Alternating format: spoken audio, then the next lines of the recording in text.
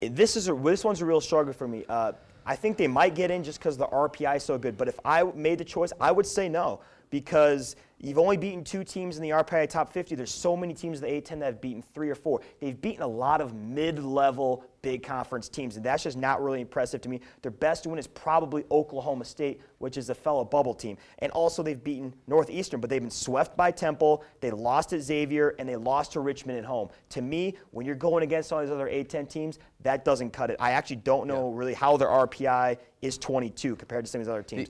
I was going to say, the interesting conundrum set up with all of this is you look at middle-of-the-road big conference teams against teams in mid-major conferences that are a little more successful. And Rhode Island, against some of these bubble teams, has been successful. They've been able to win these games, some of them on the road. So that's why I have them in. But, I'm with you guys. If they can't win some of these games down the stretch, it's probably unlikely. But their schedule is favorable. Let's go to the Big Ten now. Northwestern. Iowa's in that bad loss column, but they got a big win versus Minnesota. Their RPI is not good. Their strength of schedule is not good. But they beat Purdue. They beat Illinois.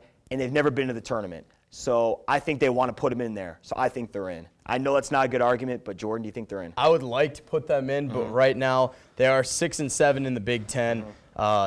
Sitting at 6th place, though, that's good for the Big Ten. I would put them in absolutely over Minnesota, but I just don't know if you can put a team like Northwestern, and you mentioned good wins against Purdue and Illinois, but a bad loss against Iowa, some other bad losses thrown in the mix there.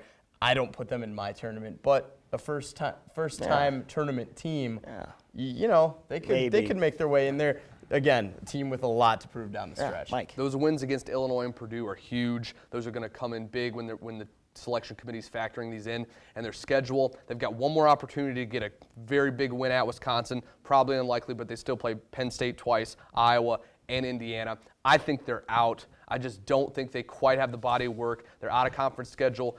Beating Notre Dame and beating Iowa State in the beginning of the year look great, but both those teams don't look like they're going to be in the tournament. So I can't put Northwestern in, especially with that loss to Iowa. Yeah, and Minnesota now, they've lost 7 of the last 10. Do any of us have them in? No.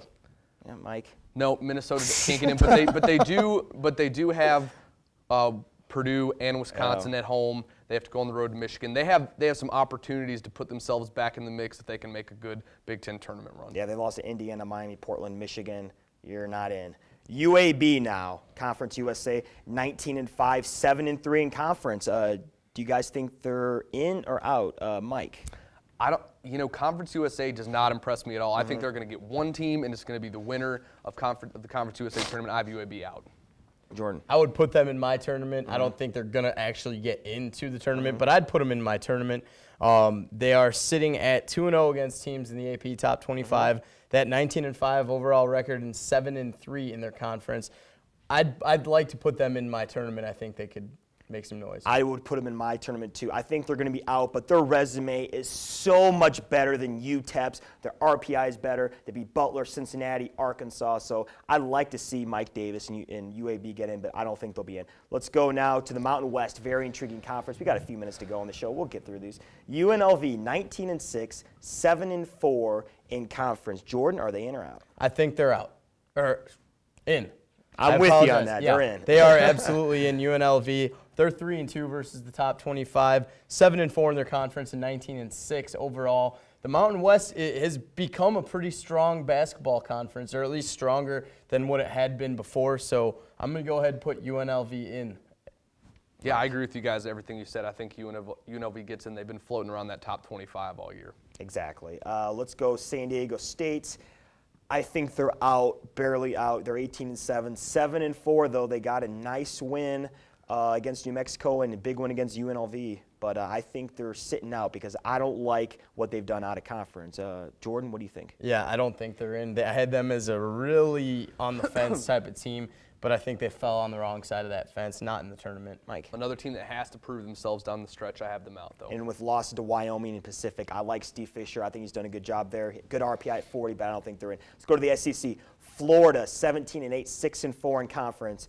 To me, it seems like every year now, ever since they won those national titles, they'll hover around 20 wins, but they're just not impressive enough. So I think they're out right now. Mike, what do you think? I think they're out too, and they still have to play Kentucky, Vanderbilt, and Mississippi. I just don't think they're going to have it in the end, despite having that quality win against Michigan State in the beginning of the year. And with an RPI of 62 and a strength of schedule of 77, I think that's the only thing even keeping them on the bubble, Jordan. Yeah, and I would love to see Florida get in. They're 6-4 in their conference, 17-8 overall. But that loss to Xavier, they cannot lose those kind of games and expect to get into the tournament. They should have made a statement. They didn't. So I don't have them in my tournament. I'd like to see them get in, though. And they've also lost to South Alabama and Richmond, so you can't do that. We got about a minute to go. If these teams do not win their conference tourney, do you got them in? Let's start with Northern Iowa. Jordan, Northern Iowa, in or out? If they don't win the conference tournament. If they don't win their conference tourney, got to put them in. Okay. Just because they've held up for most of the season. I got them into RPI of 25, Mike. I think they're in, but I think if those teams would lose in the first time they played in their conference tournaments, they could be out. But if they're both making deep runs in their conference tournament, absolutely. Yeah, but Creighton last year, 26 wins, left out because they won their conference tournament, so hopefully we don't have a repeat there. Siena at 22-5, only one loss in conference. I think they're out if they don't win, and here's why. They haven't beaten an RPI top 50 team. Their best wins versus Northeastern, the RPI 63. They lost to Niagara, they lost to St. John's, and they've also lost to Temple and UNI fellow mid-major. So I don't think Siena is in, with a strength of schedule also of 122. Mike. I agree with you. I mean, I think you make a very valid case. They lost to Georgia Tech earlier this season, too. They've got to win it to get in. Yeah, I don't think they're in. They have to win their conference. I feel like this one always comes down to Siena, Niagara, those. But no, I think they're not in unless they win the tournament. Bracket buster game. They play Butler this weekend. That'd be big for them. And our last one, UTEP, 19-5, 10-1. Are they in or out? And I think, Mike, we already got yours as out. Jordan, are they in or out if they lose their conference tournament? At 10-1, I think they would get in, not with a favorable seed. See, I don't think they're in. Only one versus the RPI top 50. In, I think. Yeah, so I'm agreeing with you. Boy, this one went by fast this week. Any comments? uiowaist@gmail.com, and I'm going to blow some bubbles. Along with Mike Rabin, Joel Norbrena, I'm Alex Salzma. Good night, and go Hawks. We got one.